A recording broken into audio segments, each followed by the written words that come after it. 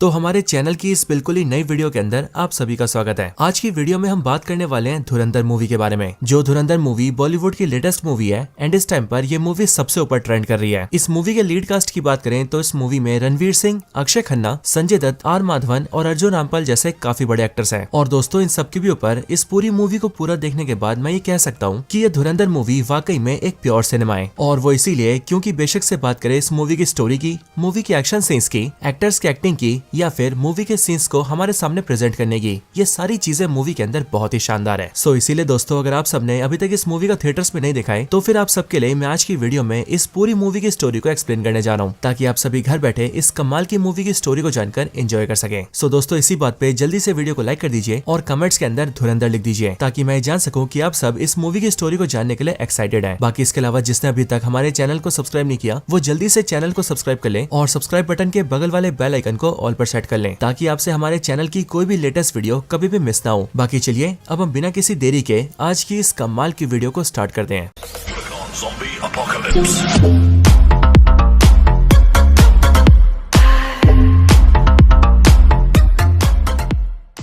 तो दोस्तों धुरंधर मूवी की जो स्टोरी है वो मेनली साल 1999 और साल 2001 में होने वाले टेररिस्ट अटैक्स के ऊपर बेस्ड है। क्योंकि दोस्तों अगर आप सबको इंडिया की हिस्ट्री पता हो तो आप ये जानते होंगे कि साल 1999 और साल 2001 इन दोनों सालों में इंडिया के ऊपर काफी बड़े अटैक्स हुए थे, जिनमें से पहला एक प्लेन हाईजैक था और दूसरा पार्लियामेंट अटैक था। और दोस्तों इन अटैक्स को उन टेररिस्ट ग्रुप्स ने करवाया था जिन्हें पाकिस्तान कंट्री का बैकअप था। लेकिन सारी चीजें जानने के बाद भी इंडिया डायरेक्टली कुछ नहीं कर पाया था और वो इसीलिए क्योंकि उस टाइम पर पाकिस्तान कंट्री को अदर कंट्रीज का काफी ज्यादा सपोर्ट था, स्पेशली यूएसए और गल्फ कंट्रीज का। लेकिन अब क्योंकि इंडिया उस टाइम पर पाकिस्तान से अपने आप को डायरेक्टली प्रोटेक्ट नहीं कर पा रहा था, इसीलिए इंडिया ने स्टार्ट किया मिशन धुरंधर को। और दोस्तों इस पूरी मूवी के अंदर हम इसी मिशन धुरंधर को देखेंगे। सो अगर आप सभी को इस मूवी का कोर कॉन्सेप्ट समझ में आ गया हो तो फिर चलिए मूवी की स्टोरी को स्टार्ट करते हैं। तो दोस्तों धुरंधर मूवी की स्टोरी स्टार्ट होती है 30 दिसंबर साल 1999 से। मूवी के इस पहले सीन के अंदर हम अजय सन्याल से मिलते हैं जो कि इस टाइम पर इंडिया के इंटेलिजेंस ब्यूरो के डायरेक्टर होते हैं एंड इस कैरेक्टर को मूवी के अंदर प्ले किया है एक्टर आर माधवन ने। असल में यहाँ पर हमें पता लगता है कि इस टाइम पर इंडिया से उड़ने वाली फ्लाइट जो कि अफगानिस्तान जा रही थी वो जैसे अफगानिस्तान के कंधार एयरपोर्ट पर पहुंचती है वैसे ही जैश-ए-मोहम्मद नाम का एक पाकिस्तानी टेररिस्ट ग्रुप इसे हाईजैक कर लेता है और इस प्लेन के अंदर जितने भी इंडियन सिविलियंस होते हैं उन सबको हॉस्टेजेस बना लिया जाता है। एंड उनकी डिमांड होती है कि वो इंडियन सिविलियंस को तभी छोड़ेंगे जब इंडिया उनके साथी टेररिस्टों को रिलीज कर देगा, क्योंकि इससे कुछ टाइम पहले इंडिया ने कई सारे आतंकवादियों को पकड़ा होता है और ये हाईजैक बेसिकली उन सबको छुड़वाने के लिए होता है। अब यहाँ पर इंडिया के पास कोई ऑप्शन नहीं होता, इसीलिए इंडियन इंटेलिजेंस ब्यूरो के डायरेक्टर यानी कि अजय सन्याल, उस टाइम के रॉ चीफ, फॉरेन मिनिस्टर और इवन प्राइम मिनिस्टर सबके सब उनके आगे झुक जाते हैं और आतंकवादियों की सारी शर्तें मानकर सिविलियंस को छुड़ा लेते हैं। लेकिन दोस्तों ये होने के लगभग 2 साल बाद यानी कि 13 दिसंबर 2001 को एक और बड़ी घटना होती है। इस दिन हम ये देखते हैं कि दिल्ली के पार्लियामेंट हाउस के बाहर एक एम्बेसडर कार में बैठकर 5 आतंकवादी आते हैं और वो फुल स्पीड में पहले तो बैरिकेडिंग तोड़ते हैं एंड फिर पार्लियामेंट के अंदर घुसकर अपने वेपन से आसपास के सारे पुलिस ऑफिसर्स को मार देते हैं और फिर उसके बाद तो पूरे पार्लियामेंट के अंदर हाहाकार मचा देते हैं। हालांकि सही टाइम पर वहाँ पर अजय सन्याल आ जाते हैं एंड वो अपनी टीम के साथ मिलकर उन सारे आतंकवादियों को खत्म कर देते हैं। और जब ये सब होने के बाद इंडिया वाले इस सारे मुद्दे को यूनाइटेड नेशंस एंड यूएस के सामने उठाते हैं, तब तो ना ही इंडिया को यूनाइटेड नेशंस में हेल्प मिलती है, ना ही यूएस हेल्प करता है और ना ही पाकिस्तान के खिलाफ अदर कंट्रीज इंडिया का साथ देती हैं। और रही बात पाकिस्तान की तो उस टाइम पर यूएसए से लेकर बाकी सारी बड़ी कंट्रीज इवन गल्फ की सारी कंट्रीज भी पाकिस्तान के सपोर्ट में होती है और इसीलिए पाकिस्तान के मल्टीपल अटैक्स करने के बाद भी इंडिया उन्हें कोई जवाब नहीं दे पाता है। लेकिन अब मानो पानी सर से ऊपर जा चुका था और अब इसीलिए इस पार्लियामेंट अटैक के बाद इंटेलिजेंस ब्यूरो के डायरेक्टर यानी कि अजय सन्याल, रॉ के डायरेक्टर, फॉरेन मिनिस्टर और ऐसे बाकी सारे लोग मिलकर एक हाई लेवल की मीटिंग करते हैं और उस मीटिंग के अंदर ये तय किया जाता है कि अब पाकिस्तान को अंदर से वीक करने का और इंडिया को उससे बचाने का सिर्फ एक ही तरीका है एंड वो तरीका है मिशन धुरंधर। अब दोस्तों ये जो मिशन धुरंधर है ये बेसिकली इंडिया का एक ऐसा मास्टर प्लान है जिसका इस्तेमाल करके इंडिया वाले अपने एक सबसे काबिल एजेंट को पाकिस्तान के अंदर भेजेंगे और फिर उसके इस्तेमाल से पाकिस्तान को इंटरनली वीक करेंगे। और फिर इसीलिए जैसे इस मीटिंग में मिशन धुरंधर को मंजूरी मिलती है वैसे ही मानो ये मिशन स्टार्ट कर दिया जाता है। अब इसके बाद ही सीन शिफ्ट होता है और हम अगले सीन के अंदर अफगानिस्तान में रणवीर सिंह को देखते हैं और हमें पता लगता है कि रणवीर सिंह ही इंडिया का वो एजेंट है जो कि मिशन धुरंधर को पाकिस्तान में ऑपरेट करेगा, यानी कि वही धुरंधर है। अब दोस्तों इस मिशन के स्टार्ट होते हम ये देखते हैं कि रणवीर सिंह जो कि इंडिया का एजेंट है उसका नाम रखा जाता है हमजा अली और इस हमजा अली को सबसे पहले अफगानिस्तान भेजा जाता है। देन उसके बाद वो अपनी आइडेंटिटी एक बलूचिस्तान वाले की बनाता है और उसके जरिए पाकिस्तान में एंटर होता है। अब दोस्तों अगर आप सभी बलूचिस्तान के बारे में नहीं जानते तो मैं आपको बता दूं कि बलूचिस्तान बेसिकली वो रीजन है जो कि पाकिस्तान, अफगानिस्तान और ईरान के बीच में पड़ता है। जैसे कि आप सब इस टाइम पर अपने सामने मैप पर देख सकते हैं। हालांकि मॉडर्न टाइम में बॉर्डर्स की वजह से ये बलूचिस्तान एरिया इन तीनों देशों में आपस में बढ़ चुका है। लेकिन दोस्तों एक्चुअल में बलूचिस्तान के अंदर जो भी लोग रहते हैं उनसे पाकिस्तानी लोग नफरत करते हैं। इवन बलूचिस्तान का जो पार्ट पाकिस्तान में भी आता है उस पार्ट के लोगों से भी बाकी लोग काफी नफरत करते हैं। और इसीलिए बलूचिस्तान के अंदर काफी सारे रेबल्स हैं जो कि हर टाइम अपने आप को पाकिस्तान से आजाद करने की कोशिश करती है, जिसके रिस्पॉन्स में बलूचिस्तान के बलूच रेबल्स एंड पाकिस्तान की मिलिट्री और आईएसआई इनके बीच हमेशा लड़ाई रहती है। और इस लड़ाई और झड़प के अंदर आईएसआई और पाकिस्तानी मिलिट्री वाले आए दिन बलूचिस्तान के रेबल्स को मारते ही रहते हैं। और दोस्तों मैंने आपको यहाँ पर बलूचिस्तान की हिस्ट्री भी इसीलिए बताई है क्योंकि रणवीर सिंह यानी कि हमजा अली एक बलूचिस्तान का बलूच रेबल बनकर अंदर आया है एंड मूवी में उसकी बलूच वाली आइडेंटिटी उसके मिशन में काफी बड़ा रोल प्ले करने वाली है। अब दोस्तों रणवीर सिंह यानी कि हमजा अली जैसे पाकिस्तान के अंदर एंटर होता है वैसे वो एंटर होते ही सीधा कराची में आता है और कराची के अंदर भी वो सीधा लियारी में आता है। अब दोस्तों ये जो लियारी है ये कराची के अंदर एक काफी पॉपुलर टाउन है और अब क्योंकि ये लियारी टाउन मूवी के लिए सबसे ज्यादा इंपॉर्टेंट है इसीलिए आप इस टाउन के बारे में ध्यान से जानना। अब रणवीर सिंह जैसे लियारी टाउन के अंदर आता है वैसे वो वहाँ पर एक इंडिया के दूसरे एजेंट से मिलता है जो एजेंट काफी सालों से यहाँ पर एक जूस की दुकान चला रहा था और उस एजेंट के साथ यहाँ पर 2-3 एजेंट्स और थे जो कि सब मिलकर काम किया करते थे और यहाँ से मिलने वाली सारी इन्फॉर्मेशन वो इंडिया तक पहुंचाते थे। लेकिन अब ये सब लोग धुरंधर मिशन को पूरा करने के लिए हमजा की हेल्प करेंगे। अब यहाँ पर जब हमजा इस दूसरे एजेंट से मिलता है यानी कि जो कि पाकिस्तान में यहाँ पर जूस की दुकान चला रहा है तब उससे मिलने के बाद वो हमजा की हेल्प करता है और उसने बेसिकली सालों से इस पूरे टाउन के बारे में क्या क्या जाना है वो सारी बातें हमजा को बताता है। वो हमजा को बताता है कि हमने इस पूरे मिशन के लिए पाकिस्तान के इस लियारी टाउन को इसलिए चुना है क्योंकि ये पूरा लियारी टाउन अपने आप में एक अलग ही साम्राज्य है और इसीलिए जो इस पूरे लियारी को रूल करता है उसका राज पूरे कराची पर होता है और जो पूरे कराची को रूल करता है उसका राज पूरे पाकिस्तान पर होता है एंड इसीलिए लियारी पर जिसकी पकड़ उसकी पकड़ पूरे पाकिस्तान पर। ये एजेंट रणवीर सिंह को यानी कि हमजा को ये बताता है कि इस पूरी लियारी के अंदर टोटल 3 डॉन है जिन तीनों डॉन के नाम है अरशद पप्पू, बाबू डकैत और तीसरा रहमान डकैत जिसे रहमान बलूच भी कहा जाता है। और वो इसीलिए क्योंकि तीसरा डॉन यानी कि रहमान बलूच एक बलूचिस्तान फैमिली से बिलोंग करता है और इसीलिए रहमान बलूच बलूचिस्तान के लोगों को सपोर्ट करता है और हमेशा उन्हीं के हक की बात करता है। बाकी दोस्तों जो रहमान बलूच है जिसे रहमान डकैत भी कहा जाता है वो दूसरे डॉन यानी कि बाबू डकैत का नाजायज बेटा है। लेकिन बड़े होकर जैसे रहमान डकैत को ये पता लगा कि बाबू डकैत उसका नाजायज बाप है वैसे ही उसने अपनी मदर को जान से मार दिया। बाकी दोस्तों इस पूरी लियारी टाउन के अंदर जो रहमान डकैत है वो पूरे 1/3 हिस्से को रूल करता है और बाकी बचे हुए 2/3 हिस्सों को रूल करते हैं बाबू डकैत और अरशद पप्पू। और रहमान डकैत से निपटने के लिए ये बाबू डकैत और अरशद पप्पू दोनों मिलकर काम करते हैं। अब यहाँ लियारी के अंदर हमजा का ये प्लान होता है कि अब क्योंकि वो एक बलूच बनकर आया है इसीलिए वो रहमान डकैत की गैंग में घुसेगा और गैंग में घुसने के लिए उसे बहुत ही जल्दी मौका भी मिलने वाला है। अब ऐसा इसीलिए क्योंकि रहमान डकैत के 2 बेटे हैं, एक बेटा 8 से 10 साल का है और दूसरा बेटा 19-20 साल का है। और ये जो रहमान डकैत का बड़ा बेटा है इसके दोस्त की कुछ ही दिन बाद शादी होने वाली है और अब क्योंकि शादी में रहमान डकैत का बेटा शामिल होने वाला है इसीलिए अरशद पप्पू और बाबू डकैत का ये प्लान है कि वो अपने आदमियों को भेजकर रहमान डकैत के बड़े बेटे को जान से मार देंगे। अब इंडिया के एजेंट्स इस बारे में सबको जान जाते हैं और इसीलिए उन्हें पता होता है कि कुछ दिनों बाद होने वाली शादी में रहमान डकैत के बड़े बेटे को मारा जाएगा और फिर इसीलिए हमजा और बाकी एजेंट्स ये प्लान करते हैं कि वो लोग उसी फायरिंग के अंदर रहमान डकैत के बड़े बेटे की जान बचाएंगे और ये चीज दिखाकर रहमान डकैत के सामने हीरो बन जाएंगे। यानी कि ऐसा करके वो लोग रहमान डकैत का भरोसा जीत लेंगे और उसकी गैंग में बड़े आराम से शामिल हो जाएंगे। अब इसके बाद जिस दिन शादी होती है उस दिन हमजा और बाकी सारे एजेंट्स उस शादी के अंदर वेटर का काम करते हैं क्योंकि उन्हीं की दुकान को वहाँ पर खाने का कॉन्ट्रैक्ट मिला होता है। और फिर इसीलिए उसके कुछ टाइम बाद ही रहमान डकैत के बेटे की एंट्री होती है। लेकिन हमजा और बाकी एजेंट्स देखते हैं कि वहाँ पर रहमान डकैत का बेटा अकेला नहीं आया बल्कि वो वहाँ पर अपने छोटे भाई को भी लाया होता है। और इसीलिए हमजा और बाकी एजेंट्स ये सोचकर परेशान हो जाते हैं कि अब जो फायरिंग होने वाली है उसमें दोनों बेटों को कैसे बचाया जाए। हालांकि उनके इतना सोचते ही वहाँ पर कई सारे गनमैन आते हैं जो कि एक्चुअल में बाबू डकैत और अरशद पप्पू के आदमी होते हैं और वो पूरी शादी के अंदर फायरिंग स्टार्ट कर देते हैं। लेकिन हमजा और उसके एजेंट्स मिलकर रहमान डकैत के दोनों बेटों को बचा लेते हैं। लेकिन तब भी एट द एंड वो सारे गुंडे मिलकर रहमान डकैत के बड़े बेटे को गोलियों से छन्नी कर देते हैं और उसे जान से मार देते हैं। अब ये देखकर हमजा और बाकी एजेंट्स को कुछ समझ नहीं आता क्योंकि उनका पूरा मिशन फेल हो चुका था क्योंकि उनका तो प्लान ही यही था कि रहमान डकैत के बड़े बेटे पर जब हमला हो तब वो लोग उसे हमले से बचा ले और रहमान डकैत के सामने भरोसा जीत ले। लेकिन यहाँ पर वो लोग रहमान डकैत के बड़े बेटे को बचाने में फेल हो चुके हैं। लेकिन अब इसके बावजूद भी हमजा हार नहीं मानता और वो नया तरीका निकालता है। अब एक्चुअली में उसने छोटे बेटे की जान तो बचाई होती है और अब इसीलिए वो छोटे बेटे के सामने ये तमाशा करता है कि वो बड़े बेटे की जान बचाने की कोशिश कर रहा है। वो जल्दी से बड़े बेटे की लाश को उठाता है और उसे हॉस्पिटल लेकर जाता है एंड डॉक्टर्स के सामने चिल्लाते हुए कहता है कि जल्दी से वो लोग इसका इलाज कर दें। लेकिन एज ऑफ कोर्स उसकी जान चली जाती है। अब रहमान डकैत को जैसे इस बारे में पता लगता है वैसे वो अपने आदमियों के साथ सीधा हॉस्पिटल आता है और हॉस्पिटल आकर वो सबसे पहले अपने छोटे बेटे से मिलता है जिसके बाद ही उसका छोटा बेटा उसे सारी कहानी समझाते हुए कहता है कि जब उसके और उसके बड़े भाई पर हमला हुआ तब हमजा नाम के इस आदमी ने हम दोनों की जान बचाने की कोशिश की और जब बड़े भाई को गोली लगी तो यही हॉस्पिटल लेकर भी आया। इन बातों को सुनने के बाद रहमान डकैत पहले तो अपने बेटे की लाश देखता है और उसे देखकर काफी रोता है। लेकिन फिर उसके बाद वो हमजा से मिलता है और अपने छोटे बेटे की जान बचाने के लिए उसे शुक्रिया अदा करते हुए कुछ पैसे देने की कोशिश करता है। लेकिन हमजा पैसा लेने से मना करता है और वो रहमान डकैत से कहता है कि वो उसे अपना हीरो मानता है। असल में वो भी रहमान डकैत की तरह एक बलूच है और जिस तरह से रहमान डकैत बाकी सारे बलूचों के हक के लिए खड़ा होता है वो देखकर हमजा को बहुत ही ज्यादा अच्छा लगता है और इसलिए वो भी रहमान डकैत की गैंग में आना चाहता है और उसके साथ काम करना चाहता है। अब दोस्तों हमजा ने अब तक जो भी कुछ किया था उससे उसने रहमान डकैत का भरोसा तो जीत ही लिया था, साथ ही उसने पैसे ना लेकर रहमान डकैत को ये भी दिखा दिया कि उसे पैसों का कोई लालच नहीं है। एंड अब इसीलिए रहमान डकैत हमजा को गैंग में शामिल कर लेता है और उसे धीरे धीरे करके अपने गैंग की सारी जानकारी देने लगता है। लेकिन दोस्तों अब यहीं पर ही रहमान डकैत ये प्लान करता है कि अब वो बाबू डकैत को जान से मार देगा, क्योंकि उसी के आदमियों ने उसके बड़े बेटे की जान ली है। लेकिन दोस्तों रहमान डकैत कुछ करता कि उससे पहले हम ये देखते हैं कि उसी हॉस्पिटल के अंदर रहमान डकैत से मिलने के लिए लियारी टाउन का पॉलिटिशियन आता है और ये पॉलिटिशियन बेसिकली वहाँ का MP MLA टाइप का होता है और इस पॉलिटिशियन ने इस पूरे लियारी टाउन के अंदर रहमान डकैत को अपना सपोर्ट दिया होता है। ये यहाँ पर आकर रहमान डकैत के बेटे की लाश देखता है और रहमान डकैत को भरोसा देता है और उसके साथ ही वो रहमान डकैत को ये भी समझाते हुए कहता है कि अभी इलेक्शंस बहुत पास आने वाले हैं, इसलिए अभी वो कोई भी कदम न उठाए और बाबू डकैत के ऊपर कोई अटैक न करे, क्योंकि ऐसा करने की वजह से इलेक्शंस में वो हार सकता है और अगर इलेक्शंस में वो हार गया तो फिर रहमान डकैत का भी काफी नुकसान होगा। अब दोस्तों ये बात बोलकर वो पॉलिटिशियन रहमान डकैत को रोक तो देता है, लेकिन फिर इसके बाद से रहमान डकैत हर रोज अपने आप में ही जलने लगता है और वो ये सोचने लगता है कि वो कैसे अपने बेटे की मौत का बदला लेगा। अब ऐसे एक दिन गुस्से में आकर रहमान डकैत अपने सारे आदमियों को बिठाता है, जिसमें हमजा भी शामिल होता है और फिर वो उन सबसे कहता है कि अभी हमें क्या करना चाहिए, क्या हमें बाबू डकैत से बदला लेना चाहिए या फिर नहीं। ये बात सुनकर रहमान डकैत के सारे आदमी उसे रुकने के लिए कहते हैं और वो रहमान से कहते हैं कि इलेक्शंस होने दिया जाए, उसके बाद ही कोई कदम उठाया जाए, क्योंकि उनके लिए इलेक्शन जीतना काफी ज्यादा जरूरी है। अगर वो लोग इस टाइम पर कुछ भी करते हैं तो इलेक्शंस में उनकी हार हो सकती है, यानी उनके नेता की हार हो सकती है, जिस वजह से न सिर्फ उनका सपोर्ट छिनेगा बल्कि उनकी फंडिंग भी रुक जाएगी। लेकिन दोस्तों इन सब के बाद रहमान डकैत हमजा से पूछता है कि आखिरकार उन्हें क्या करना चाहिए, जो सुनकर हमजा सबसे अलग जवाब देता है और वो रहमान डकैत से कहता है कि अगर मैं आपकी जगह होता तो मैं अपने बेटे की मौत का बदला जरूर लेता। असल में बाबू डकैत ने इस टाइम पर जो भी कुछ किया है वो उसने सोच समझ कर किया है। उसने इलेक्शंस के ठीक पहले आपके बेटे की जान ली है ताकि आप ये सोचकर बैठ जाएं कि इलेक्शंस आने वाले हैं और आप उस पर हमला न करें। लेकिन मैं कहूं तो यही आपकी भूल होगी, क्योंकि एक्चुअली में इस टाइम पर वो बेफिक्र होगा और उसे अंदाजा भी नहीं होगा कि आप उस पर हमला कर सकते हैं। इसके साथ ही रही बात इलेक्शंस को जीतने की, तो अगर आप उस पर हमला नहीं करते हैं तो इलेक्शंस तो आप वैसे भी हार जाएंगे, और ऐसा इसीलिए क्योंकि आपके बेटे की जान लेकर और आपको इस तरह इलेक्शंस तक चुप बिठाकर उसने साबित कर दिया है कि बाबू डकैत रहमान डकैत से काफी ज्यादा पावरफुल है और रहमान डकैत के अंदर अब कोई पावर नहीं बची। और इसीलिए अगर आप मेरी माने तो आपको बाबू डकैत को इसी टाइम पर खत्म करना चाहिए, जिससे कि न सिर्फ आपका बदला पूरा होगा बल्कि पूरी लियारी के अंदर ये मैसेज जाएगा कि इस पूरे रीजन में रहमान डकैत से ऊपर कोई भी नहीं है। अब रहमान डकैत हमजा की बात से एग्री होता है और इसलिए वो प्लान करता है कि अब वो बाबू डकैत एंड उसकी पूरी गैंग पर अटैक करेगा और उन सबको खत्म करेगा। अब ऐसा करने के लिए वो लोग पूरी प्लानिंग करते हैं और बारी बारी करके बाबू डकैत के सारे बंदों की फील्डिंग सेट करते हैं एंड फिर एक ही बार में वो सारे के सारे आदमियों को खत्म करते हैं। और रही बात बाबू डकैत की, तो उसे हमजा, रहमान डकैत और रहमान डकैत का खास आदमी जो कि उसका कजन भी होता है जिसका नाम उजैर होता है, वो सब मिलकर उसे खत्म करते हैं, जिसमें कि वो सब लोग बाबू डकैत को टक्कर मार के नीचे गिराते हैं और फिर रहमान डकैत बाबू डकैत को लोहे से पीट पीट कर जान से मार देता है और फिर इस तरह से रहमान डकैत अपने बेटे की मौत का बदला लेता है। अब इसके बाद ही इलेक्शंस होते हैं और इलेक्शंस में हम ये देखते हैं और उस पूरे इलेक्शंस के अंदर इस पॉलिटिशियन की, जिसका नाम जमील जमाली है, वो पूरे बहुमत के साथ जीत जाता है। लेकिन दोस्तों जब पॉलिटिशियन जमील जमाली की जीत होती है और उसे उसकी विक्ट्री स्पीच के लिए बुलाया जाता है, तब उस टाइम पर पब्लिक को देखकर वो ये समझ जाता है कि लियारी की जितनी भी जनता है वो उससे ज्यादा रहमान डकैत को पसंद करती है और इसीलिए अगर कल को रहमान डकैत पॉलिटिक्स में आ गया तो फिर उसकी कुर्सी खतरे में आ सकती है। अब दोस्तों रहमान डकैत इस टाइम पर काफी ऊपर आ चुका था, क्योंकि उसने अपने दो दुश्मनों में से एक बाबू डकैत को खत्म कर दिया था। वो पूरे लिहारी का सबसे बड़ा डॉन बन चुका था और साथ ही साथ उसकी पॉपुलैरिटी भी इतनी ज्यादा बढ़ चुकी थी कि वो बड़े आराम से अब नेता भी बन सकता था। इसके साथ ही रही बात हमजा की, तो अब हमजा रहमान डकैत का सबसे खास बन चुका था। लेकिन हमजा जो कि अपने मिशन पर था, उसे हम ये देखते हैं कि वो पॉलिटिशियन जमील जमाली के इसी विक्ट्री स्पीच के मौके पर उसकी बेटी से मुलाकात करता है और वो धीरे धीरे करके उसे इम्प्रेस कर लेता है, क्योंकि हमजा ये जानता था कि पॉलिटिशियन जमील जमाली की जो बेटी है वो उसके मिशन में उसके काफी काम आ सकती है। अब दोस्तों इन सब के बाद पॉलिटिशियन जमील जमाली को जिस बात का डर होता है वही होता है, यानी कि पाकिस्तान के जो बड़े बड़े बिजनेसमैन अपने फायदे के लिए जो अब तक जमील जमाली को सपोर्ट किया करते थे, वो अब रहमान डकैत से मुलाकात करते हैं और उसे सपोर्ट करने की बात करते हैं, क्योंकि अब पूरे लिहारी के अंदर रहमान डकैत से ज्यादा पकड़ और किसी की मजबूत नहीं है, पॉलिटिशियन जमील जमाली की भी नहीं। लेकिन दोस्तों जैसी जमील जमाली को ये बात पता लगती है, वैसे उसके मन में रहमान डकैत के लिए बहुत ज्यादा नफरत भर जाती है और वो कुछ भी करके रहमान डकैत को दबाने की कोशिश में लग जाता है। अब इसके बाद ही रहमान डकैत और इन दोनों बिजनेसमैन की मीटिंग फिक्स होती है, जहाँ पर हमें पता लगता है कि ये दोनों बड़े बिजनेसमैन भाई हैं, जिन्हें कहा जाता है खन्नानी ब्रदर्स। ये दोनों एक्चुअली में पाकिस्तान में काफी उल्टे सीधे काम करते हैं और इन तरीकों से काफी पैसा कमाते हैं, जैसे कि हवाला के जरिए ब्लैक मनी को व्हाइट करना और फेक इंडियन नोट्स को छापकर इंडिया में सप्लाई करना। हालांकि दोस्तों इन सब के बीच हम ये भी नोटिस करते रहते हैं कि जो रणवीर सिंह है यानी कि हमजा, वो अपने बाकी सारे एजेंट्स के साथ मिलकर जो भी बड़ी जानकारी मिलती है उसे इंडिया भी पहुंचाता है और अब तक उसे सबसे बड़ी जानकारी ये मिली होती है कि पाकिस्तान के दोनों बिजनेसमैन भाई यानी कि खन्नानी ब्रदर्स इंडिया के फेक 500 और 1000 के नोट्स को छापकर इंडिया में सप्लाई करते हैं और इंडिया की करेंसी को वीक करके इंडिया को नुकसान पहुंचाते हैं। हालांकि दोस्तों इसके बाद अगले सीन में हम ये देखते हैं कि रहमान डकैत, हमजा, उजैर और अपने कुछ खास आदमियों के साथ मिलकर खन्नानी ब्रदर्स से मीटिंग करने आता है, जहाँ पर खन्नानी ब्रदर्स उसे मिलवाते हैं ISI के हेड से। ये एक्चुअली में ISI का एक बहुत ही बड़ा एजेंट होता है जिसका नाम होता है मेजर इकबाल। और दोस्तों इस मेजर इकबाल को मूवी के अंदर प्ले किया है अर्जुन रामपाल ने। एंड सही बताऊं तो मूवी में इनकी एक्टिंग मुझे सबसे आइकॉनिक लगी। ये आईएसआई का मेजर इकबाल यहाँ पर रहमान डकैत से मीटिंग करता है एंड वो उससे कहता है कि उसे रहमान डकैत से बहुत सारे वेपन्स चाहिए, लेकिन बात यह है कि उसे वो सारे वेपन्स चाहिए जो कि रशिया और अमेरिका बनाता है, क्योंकि एक्चुअली में उसका ये प्लान है कि वो रशियन और अमेरिकन मेड्स वेपन्स को लेगा, उन वेपन्स को अपने देश के टेररिस्ट ग्रुप्स को देगा और उन टेररिस्टों के जरिए इंडिया के अंदर टेरर को बढ़ावा देगा, जैसे कि सिविलियंस को मारना, बॉम्ब ब्लास्ट करना और इस तरह के बाकी सारे काम। अब दोस्तों इस मीटिंग में बैठे हुए सभी लोगों को ये पता होता है कि इस तरह के सारे रशियन और अमेरिकन मेड वेपन्स जो है वो उन सबको बलूचिस्तान से मिल सकते हैं, क्योंकि बलूचिस्तान के हेड के पास ये सारे वेपन्स का एक्सेस है। लेकिन दोस्तों अब क्योंकि आईएसआई और बलूचिस्तान के रेबल्स के बीच हमेशा दुश्मनी रहती है और वो आए दिन बलूच रेबल्स को मारते रहते हैं, इसलिए आईएसआई डायरेक्टली उनसे डील नहीं कर सकता और इसीलिए आईएसआई का मेजर इकबाल ये चाहता है कि रहमान डकैत उनके लिए बलूच रेबल से डील करे और वो सारे वेपन्स लाकर उन्हें दे, बदले में वो जितना पैसा बोलेंगे वो उन्हें देने को राजी है। और दोस्तों रहमान डकैत भी इसीलिए क्योंकि रहमान डकैत खुद ही एक बलूच था, वो अपनी गैंग में बलूचों को रखता था और साथ ही साथ वो बलूच रेबल्स के लिए काफी काम करता था एंड इसीलिए जितने भी बलूचिस्तान के बलूच रेबल्स हैं वो सभी रहमान डकैत को एक मसीहा की तरह देखते हैं और उसे काफी सम्मान करते हैं, जिस वजह से रहमान डकैत को वो लोग वेपन्स के लिए कभी मना नहीं करेंगे। अब रहमान डकैत इस डील को हाँ कर देता है, जिसके बाद ही रहमान डकैत अपने आदमियों के साथ मिलकर सीधा बलूचिस्तान जाता है और वहाँ पर बलूच रेबल्स के हेड से मिलता है और उनसे हथियारों के लिए डील कर लेता है, जिसके बाद वो बलूच रेबल्स का हेड भी उन्हें सारे हथियार सप्लाई कर देता है, जिसके बाद बहुत सारे अमेरिकन और रशियन मेड वेपन्स रहमान डकैत के पास आ जाते हैं, जिन्हें वो आगे चलकर सौंपने वाला है आईएसआई के मेजर इकबाल को। हालांकि दोस्तों इसी बीच हम पॉलिटिशियन जमील जमाली से मिलते हैं, जो कि पूरी तरह से प्लान कर चुका था कि उसे रहमान डकैत को रास्ते से हटाना है, क्योंकि रहमान डकैत की बढ़ती पॉपुलैरिटी और पावर बहुत ही जल्दी उससे उसकी कुर्सी छीनने वाली है। अब ऐसा करने के लिए वो एसपी चौधरी को मिलने बुलाता है और दोस्तों हमें पता लगता है कि एसपी चौधरी और कोई नहीं बल्कि एक्टर संजय दत्त है। हमें पता लगता है कि एसपी चौधरी असल में पुलिस में एसपी है, लेकिन 5 साल पहले जमील जमाली ने उसे सस्पेंड करवा दिया था और वो भी इसीलिए क्योंकि ये बहुत ज्यादा ईमानदार था और ये अपने पूरे इलाके में गुंडागर्दी को खत्म करके रखता था। लेकिन अब क्योंकि जमील जमाली ये चाहता है कि उसके इलाके से रहमान डकैत मारा जाए और गुंडागर्दी खत्म हो जाए, इसीलिए वो एसपी चौधरी को अपने पास बुलाकर उससे कहता है कि वो उसकी पोस्टिंग फिर से लियारी में कर रहा है ताकि वो रहमान डकैत को खत्म कर दे, यानी कि उसका एनकाउंटर करके ये दिखाए कि वो मारा गया। लेकिन दोस्तों एसपी चौधरी जमील जमाली से ऐसा करने से मना कर देता है और वो इसीलिए क्योंकि वो जमील जमाली से कहता है कि लियारी के अंदर जितनी भी पुलिस है वो पूरी की पूरी पुलिस रहमान डकैत की जेब में है, इसीलिए अगर मैं रहमान डकैत को पकड़ने या उसका एनकाउंटर करने पुलिस वालों को लेकर भी जाऊंगा तो वो मेरी पुलिस से मुझे ठुकवा देगा और इसीलिए मैं चाहता हूँ कि मुझे खुद की टीम दी जाए, जिस टीम के बंदे मैं खुद ही चुनूंगा। साथ ही साथ लियारी में मेरा खुफिया ऑफिस होगा जिसके बारे में किसी को पता नहीं होगा। अगर आप ये सब एग्री करते हैं तो मैं पोस्टिंग लेने के लिए हाँ बोलता हूँ। पॉलिटिशियन जमील जमाली एसपी चौधरी की शर्त मान जाता है और वो उसे उसकी स्पेशल टास्क फोर्स देता है, जिसकी हेल्प से एसपी चौधरी रहमान डकैत को पकड़ के उसका एनकाउंटर कर सकता है। अब दोस्तों इन सब के बीच ही हमजा और जमील जमाली की बेटी की लव स्टोरी चल रही होती है और इसीलिए जब एक दिन वो दोनों साथ बैठे होते हैं तब उस टाइम पर ही हमजा एसपी चौधरी की फोटो देख रहा होता है, क्योंकि उसकी पोस्टिंग लियारी टाउन के अंदर फिर से कर दी गई है। लेकिन एसपी चौधरी की फोटो देखकर जमील जमाली की बेटी हमजा से कहती है कि वो इसको पहले से जानती है, क्योंकि ये आदमी उसके फादर से मिलने उसके घर अक्सर आता है। इस बात को सुनते हमजा ये समझ जाता है कि कुछ ना कुछ तो गंडगोल चल रहा है और इसीलिए वो जमील जमाली की बेटी से कहता है कि अगली बार वो जब भी आए तब वो उसके बारे में सारी बातें सुने और हो सके तो रिकॉर्ड भी कर ले, जो सुनकर जमील जमाली की बेटी हमजा को हाँ बोल देती है। बाकी दोस्तों कहानी में आगे हम ये देखते हैं कि रहमान डकैत ने बलूच रेबल से जो भी हथियार उठाए थे, यानी कि जो भी रशियन और अमेरिकन मेड हथियार उठाए थे, वो उन सबको ले जाकर आईएसआई को देता है और आईएसआई के मेजर इकबाल के हाथों में सौंपता है। इन हथियारों को लेकर मेजर इकबाल उन सबको बताता है कि असल में अब वो इन सारे हथियारों का इस्तेमाल इंडिया में करेगा और ऐसा करने के लिए वो काफी सारे आतंकवादियों को बुलाता है और उन सारे हथियारों को उन्हें सौंप देता है, जिसके बाद वो सबके सामने ही बताता है कि अब उनका ये प्लान है कि अब वो बहुत ही जल्द सीधा पानी के रास्ते हुए इंडिया में घुसेंगे और इंडिया में बहुत ही बड़े बड़े टेरर अटैक्स करेंगे, ऐसे अटैक्स जिससे इंडिया पूरी तरह से टूट जाएगा। अब इन सभी के बीच बैठकर जैसे हमजा ये सारी बातें सुनता है वैसी वो जल्दी से इंडिया के अंदर ये सारी खबरें भेज देता है, जिसके बाद इंडिया के इंटेलिजेंस वाले इन सारी बातों को जान तो जाते हैं, लेकिन अब हम उनकी लापरवाही कहें या फिर उनकी इनएफिशिएंसी, वो किसी भी टेरर अटैक को रोकने में नाकामयाबी रहते हैं। क्योंकि असल में दोस्तों इस टाइम पर मेजर इकबाल जिस टेरर अटैक को प्लान कर रहा था वो टेरर अटैक था साल 2008 में होने वाला 26/11, और जैसा कि हम सब जानते ही हैं कि इंडियन इंटेलिजेंस 26/11 के अटैक को रोकने में फेल हो गई थी। हालांकि दोस्तों इस टाइम पर हमजा अपना काम पूरा करता है और वो इंटेलिजेंस जल्दी से इंडिया भेज देता है और इंडिया की सारी इंटेलिजेंस टीम को ये बात तो बता ही देता है कि आने वाले टाइम में पाकिस्तान इंडिया में काफी बड़े बड़े टेरर अटैक्स करवाने वाला है। लेकिन दोस्तों इतने में हम लिहारी सिटी के अंदर ये देखते हैं कि पॉलिटिशियन जमील जमाली एसपी चौधरी के जरिए अपना काम करवाना स्टार्ट कर देता है और वो प्लान स्टार्ट कर देता है रहमान डकैत का एनकाउंटर करने का। ऐसा करने के लिए वो सबसे पहले रहमान डकैत के घर के अंदर जो नौकर होता है उसके जरिए रहमान डकैत के छोटे बेटे के खाने में कुछ उल्टा सीधा मिलवा देता है, जिसे खाकर रहमान डकैत के छोटे बेटे की हालत बहुत खराब हो जाती है और इसीलिए रहमान डकैत जल्दी जल्दी में अपनी वाइफ के साथ अपने बेटे को गाड़ी में लेता है और बहुत ही कम आदमियों के साथ सीधा हॉस्पिटल निकल जाता है और फिर इस तरह से वो एसपी चौधरी के ट्रैप में फंस जाता है, क्योंकि फिर रास्ते में एसपी चौधरी उसे पकड़ लेता है और वो उसे अरेस्ट करके अपनी गाड़ी में बैठा कर ले जाता है। अब जाहिर है यहाँ पर एसपी चौधरी का यही प्लान था कि वो दिखाएगा तो यही कि वो रहमान डकैत को अरेस्ट करके पुलिस थाने ले जा रहा है, लेकिन रास्ते में रहमान डकैत ने भागने की कोशिश की, जिसके रिस्पॉन्स में उसने रहमान डकैत का एनकाउंटर कर दिया। लेकिन दोस्तों अब इसी बीच ये सारी खबर हमजा, उजैर और रहमान डकैत के बाकी साथियों को मिलती है। लेकिन खबर जानने के साथ ही हमजा को जमील जमाली की बेटी का फोन आता है, जो कि उसे एक वीडियो भेजकर दिखाती है कि उसने अपने फादर और एसपी चौधरी की बातचीत को रिकॉर्ड रिकॉर्ड कर लिया है। अब इस वीडियो रिकॉर्डिंग में हमजा ये देखता है कि पॉलिटिशियन जमील जमाली, एसपी चौधरी और अरशद पप्पू तीनों बैठकर मीटिंग कर रहे हैं। और इस वीडियो के अंदर हमें साफ दिखता है कि पॉलिटिशियन जमील जमाली एसपी चौधरी से कहता है कि तुम रहमान डकैत को पकड़कर उसे एनकाउंटर में जान से मार दो। इस तरह से वो रास्ते से हट जाएगा। बाबू डकैत ऑलरेडी मर चुका है और फिर इसीलिए पूरा एरिया अरशद पप्पू का होगा, जिसके बाद से अरशद पप्पू जमील जमाली के हिसाब से काम करेगा। क्योंकि दोस्तों आप सबको तो ये पता ही होगा कि अक्सर बहुत से पॉलिटिशियंस होते हैं जो कि गुंडों को अपने सपोर्ट में तो रखते हैं, लेकिन वो ये नहीं चाहते कि कोई भी गुंडा उनके ऊपर जाए। और अब क्योंकि रहमान डकैत काफी ज्यादा पॉपुलर हो चुका था और वह जमील जमाली से ऊपर जा चुका था, इसीलिए जमील जमाली अब उसे रास्ते से हटाना चाहता है एंड अपने काम अरशद पप्पू से करवाना चाहता है। और अब इसीलिए रहमान डकैत के मरने से इन तीनों का काम आसान हो जाएगा। जमील जमाली की कुर्सी बची रह जाएगी, अरशद पप्पू को पूरे लियारी का कंट्रोल मिल जाएगा और एसपी चौधरी जो कि रहमान डकैत को बहुत टाइम से निपटाना चाहता है वो उसे निपटा देगा। लेकिन दोस्तों हमजा को जैसी वीडियो मिलती है वैसी वो वीडियो देखने के बाद ही जमील जमाली की बेटी को अपने घर जाने के लिए कहता है और वो उसे अपने घर में बुला के उसका फोन बंद करवा देता है ताकि वो अपने फादर से कांटेक्ट न कर पाए। एंड देन इसके बाद ही हमजा जमील जमाली को वीडियो भेजता है और वो उसे कहता है कि वो उसके पूरे प्लान को जान चुका है। अगर उसने रहमान डकैत की डेथ को नहीं रुकवाया तो वो उसकी वीडियो वायरल कर देगा और न्यूज में डाल देगा, जिसके बाद उसकी रेपुटेशन गिर जाएगी और उसकी कुर्सी भी चली जाएगी। और अगर वो ऐसा नहीं चाहता तो वो रहमान डकैत की डेथ को रुकवा दे। अब ये सुनकर पॉलिटिशियन जमील जमाली काफी डर जाता है और इसीलिए वो एसपी चौधरी को फोन करके कहता है कि वो रहमान डकैत के एनकाउंटर को रोक दे। लेकिन एसपी चौधरी उसकी बात मानने से मना कर देता है एंड वो कहता है कि वो रहमान डकैत को मार कर ही रहेगा। ये बात सुनकर जमील जमाली जल्दी से बात हमजा को बताता है और फिर इसीलिए हमजा दूसरा तरीका लगाता है एंड वो जमील जमाली से कहता है कि वो उसे एसपी चौधरी का खुफिया ऑफिस बताए। क्योंकि दोस्तों जमील जमाली की बेटी के जरिए हमजा को उस ऑफिस के बारे में पता चल चुका था। वो जमील जमाली के मुंह से जल्दी से एसपी चौधरी की खुफिया ऑफिस का पता ढूंढता है और अपने सारे आदमियों को लेकर सीधा वहां पहुंचता है और वहां के सारे पुलिस ऑफिसर्स को बहुत बुरी तरह से मारता है एंड उन सब के ऊपर पेट्रोल डाल देता है। और फिर वो एसपी चौधरी को वीडियो कॉल करके बताता है कि अभी अगर उसने रहमान डकैत को नहीं छोड़ा तो फिर वो इस ऑफिस में मौजूद 40 से भी ज्यादा ऑफिसर्स को जान से मार देगा। अब अपने ऑफिसर्स को बचाने के लिए एसपी चौधरी रहमान डकैत को छोड़ देता है और वो रहमान डकैत को हमजा के हाथों में सौंप देता है। लेकिन दोस्तों अब इन सब के बाद वो दिन आता है जिस दिन इंडिया में 26/11 का अटैक हुआ था, यानी कि 26 नवंबर साल 2008। और इस दिन आईएसआई वाले स्पेशली मेजर इकबाल इंडिया में अपने आतंकवादियों के जरिए इस अटैक को करवा देता है और वो टीवी पर इस पूरे अटैक को सबको दिखाता है। लेकिन दोस्तों जैसे 26/11 के टेरर अटैक को हमजा देखता है वैसे वो अंदर से बहुत ज्यादा टूट जाता है, क्योंकि उसने इस अटैक को रोकने के लिए सारी की सारी खबरें इंडिया तक पहुंचा दी थी। लेकिन तब भी वो देखता है कि इंडिया की इंटेलिजेंस इस अटैक को रोक नहीं पाई और उसके देश को इतना बड़ा नुकसान झेलना पड़ा। और इसीलिए इस अटैक को देखकर हमजा भी अंदर से बहुत ज्यादा दुखी हो जाता है। लेकिन फिर इसके बाद वो इतने ज्यादा गुस्से में आता है कि अब वो ये ठान लेता है कि अब वो कुछ भी करके इन सबको खत्म करेगा और वो इस पूरी लियारी का कंट्रोल अपने हाथों में लेगा एंड पूरे पाकिस्तान को अपने घुटनों पर लाकर खड़ा करेगा। लेकिन जाहिर सी बात है दोस्तों हमजा ऐसा काम बल से नहीं बल्कि अकल से ही कर सकता है। और अब इसीलिए वो सबसे पहले प्लान बनाता है रहमान डकैत को रास्ते से हटाने का एंड पूरी लियारी पर कंट्रोल करने का। अब ऐसा करने के लिए वो पॉलिटिशियन जमील जमाली से मिलता है एंड वो उसे कहता है कि मैं जानता हूँ कि तुम रहमान डकैत को रास्ते से हटाना चाहते हो और अब बात यह है कि इस काम में मैं तुम्हारा साथ दूंगा। हमजा जमील जमाली से कहता है कि तुम्हारी बेटी मुझसे प्यार करती है, इसलिए तुम मुझसे मेरी शादी करवा दो, जिसके बाद मैं तुम्हारा दामाद बन जाऊंगा और फिर तुम्हारा दामाद बनने के बाद हम लोग सब मिलकर रहमान डकैत को रास्ते से हटा देंगे और उसे जान से मार देंगे, जिसके बाद पूरी लियारी पर मेरा कंट्रोल होगा। और अब क्योंकि मैं तुम्हारा दामाद हूँ इसीलिए मेरे जरिए तुम्हारा कंट्रोल होगा, यानी कि अगर पावर आती भी है तो वो हमारे परिवार में आएगी, यानी कि तुम्हारे हाथ में। अब पॉलिटिशियन जमील जमाली को हमजा की ये बात ठीक लगती है और इसीलिए वो उससे अपनी बेटी की शादी करवाता है, उसे अपना दामाद बनाता है एंड फिर उसके और एसपी चौधरी के साथ मिलकर ये प्लान बनाता है कि अब वो सब लोग मिलकर रहमान डकैत को रास्ते से हटाएंगे। अब इसके आगे चलकर आईएसआई का मेजर इकबाल रहमान डकैत से और भी कई सारे वेपन्स मंगवाता है एंड इसीलिए वो लोग डिसाइड करते हैं कि वो लोग वेपन्स को बहुत ही जल्दी उन्हें सौंप देंगे। लेकिन अब जिस दिन उन्हें वेपन्स की डिलीवरी लेने होती है उसी दिन रहमान डकैत को एक पानी के डैम का उद्घाटन करना होता है और इसीलिए वो उद्घाटन करने जाता है एंड उसी बीच डिलीवरी के लिए हमजा, उजैर और बाकी सारे साथियों को भेज देता है, जिस वजह से आज के दिन रहमान डकैत के साथ बहुत ही कम लोग रह जाते हैं और इसीलिए आज का ये दिन हमजा के लिए परफेक्ट होता है रहमान डकैत को मरवाने के लिए। और फिर इसीलिए वो एसपी चौधरी से बोलकर रहमान डकैत की पूरी फील्डिंग सेट करवा देता है और रहमान को गाड़ी में बिठाकर जंगल के रास्ते से सीधा सुनसान सड़क पर ले जाता है। अब एक ही दिन इतनी सारी अजीब चीजों को देखकर रहमान डकैत को डाउट हो जाता है और इसीलिए वो हमजा से गाड़ी रोकने के लिए कहता है एंड उसके बाकी साथियों को बुलाने के लिए कहता है। लेकिन हमजा उसकी बात नहीं मानता और वो गाड़ी कंटिन्यूसली चलाता है, जो चीज देखकर रहमान डकैत ये समझ जाता है कि वो उसे धोखा दे रहा है और हो ना हो वो उसे मरवाना चाहता है, जिस वजह से रहमान डकैत चलती गाड़ी में ही हमजा के ऊपर अटैक कर देता है। लेकिन तब भी हमजा किसी तरह से गाड़ी को आगे ले जाता है और गाड़ी को ठोक देता है एंड खुद गाड़ी से निकलकर भाग जाता है, जिसके बाद एसपी चौधरी एंड उसकी पूरी टास्क फोर्स की टीम वहां पर आती है और वो रहमान डकैत एंड उसके साथ के 1-2 आदमियों पर अटैक कर देते हैं। लेकिन दोस्तों इस शूट आउट के होने के बाद भी रहमान डकैत जल्दी से भागते हुए जंगल में घुस जाता है और सीधा हमजा का पीछा करता है ताकि वो उसे मारकर अपना बदला ले सके। बाकी इधर इतने में हम ये देखते हैं कि एसपी चौधरी की पूरी टीम मिलकर रहमान डकैत के साथियों को जान से मार देती है और फिर इसीलिए एसपी चौधरी भी रहमान डकैत के पीछे जाता है, यानी कि सबसे आगे आगे हमजा, उसके पीछे रहमान डकैत और रहमान डकैत के पीछे एसपी चौधरी। जिसके बाद जंगल में हम ये देखते हैं कि एसपी चौधरी और रहमान डकैत की भिड़ंत होती है और इस भिड़ंत के बीच ही हमजा वहां पर आता है, जिसके बाद ही वो दोनों मिलकर रहमान डकैत पर भारी पड़ते हैं और at the end SP Chaudhary Rahman डकैत के गले में गोली मारता है। और फिर यहीं पर ही हमें ये भी पता लगता है कि एसपी चौधरी ने रहमान डकैत की सर की बजाय उसके उसके गले पर वो भी साइड में गोली क्यों मारी। इसी टाइम पर एक फ्लैशबैक आता है, जिस फ्लैशबैक में हम ये देखते हैं कि प्लानिंग के टाइम पर ही हमजा ने एसपी चौधरी से कहा था कि जब वो लोग रहमान डकैत को पकड़ लेंगे और उसे मारने वाले होंगे तब एसपी चौधरी को उसे गोली तो मारनी है, लेकिन मेक श्योर ये करना है कि गोली लगने के बाद भी रहमान डकैत आधे घंटे तक जिंदा रहे। और दोस्तों वो किस लिए, वो हमें आगे पता लगता है। एक्चुअली में जैसी रहमान डकैत के गले में गोली लगती है वैसे हमजा अपना प्लान स्टार्ट करता है और वो रहमान डकैत को अपने कंधे पर डालता है और रास्ते में एक रिक्शा को रुकवाकर सीधा हॉस्पिटल जाता है और वो रिक्शा वाले के सामने ऐसा दिखाता है कि रहमान डकैत को एसपी चौधरी ने गोली मारी है और वो यानी कि हमजा उसकी जान बचाने की कोशिश कर रहा है। साथ ही साथ वो रास्ते में उजैर को भी फोन कर देता है और वो सारे साथियों को भी यही कहानी सुनाता है कि एसपी चौधरी ने भाई को गोली मार दी है और मैं उन्हें हॉस्पिटल लेकर जा रहा हूँ। इसके बाद वो उसे हॉस्पिटल लेकर पहुंचता है, लेकिन एज ऑफ कोर्स हॉस्पिटल पहुंचते पहुंचते रहमान डकैत की जान चली जाती है। लेकिन यहाँ पर हमजा का प्लान पूरी तरह से कामयाब रहता है, क्योंकि इसके आगे सारे न्यूज चैनल्स पर यही न्यूज चलती है कि एसपी चौधरी ने रहमान डकैत को गोली मारी और हमजा ने उसकी जान बचाने की कोशिश की। और फिर ये चीज दिखाकर हमजा पूरे लियारी सिटी के अंदर हीरो बन जाता है और वो किसी को भी इस बात की भनक भी नहीं होने देता कि उसने खुद नहीं रहमान डकैत को मरवाया है। अब दोस्तों ये मूवी एंडिंग में आ जाती है, जहाँ पर हमें फिर से इंडिया का सीन दिखाया जाता है और हमें पता लगता है कि आखिरकार हमजा है तो है कौन। और फिर हम ये जानते हैं कि हमजा का असली नाम जसकीरत सिंह रंगी है, जो कि एक ऐसा आदमी है जो कि अपनी पूरी फैमिली को खो चुका है एंड उसे खुद को भी फांसी की सजा होने वाली थी। लेकिन फिर उस टाइम पर ही आईबी का डायरेक्टर यानी कि अजय संगाल उससे मिलता है और वो उसे देश के काम आने का मौका देता है, जिसे जसकीरत सिंह अपना लेता है और फिर वो इंडिया का एजेंट बनके पाकिस्तान के अंदर मिशन धुरंधर को पूरा करता है। लेकिन दोस्तों अब ये कहानी यहीं पर खत्म होती है, बट मूवी के खत्म होने के साथ ही हमें बताया जाता है कि अभी ये मूवी तो खत्म है बट इस मूवी की स्टोरी नहीं। और ऐसा इसीलिए क्योंकि अगले साल के मार्च महीने के अंदर इस मूवी का सेकंड पार्ट आएगा एंड उसी के अंदर इस धुरंधर की पूरी स्टोरी खत्म होगी। बाकी दोस्तों आपको इस मूवी की स्टोरी कैसी लगी या मुझे कमेंट्स में जरूर बताना, और अगर आपको वीडियो पसंद आई हो तो वीडियो को लाइक करना। मैं जल्दी मिलता हूँ आपसे ऐसी किसी और बेहतरीन वीडियो में, तब तक के लिए गुड बाय।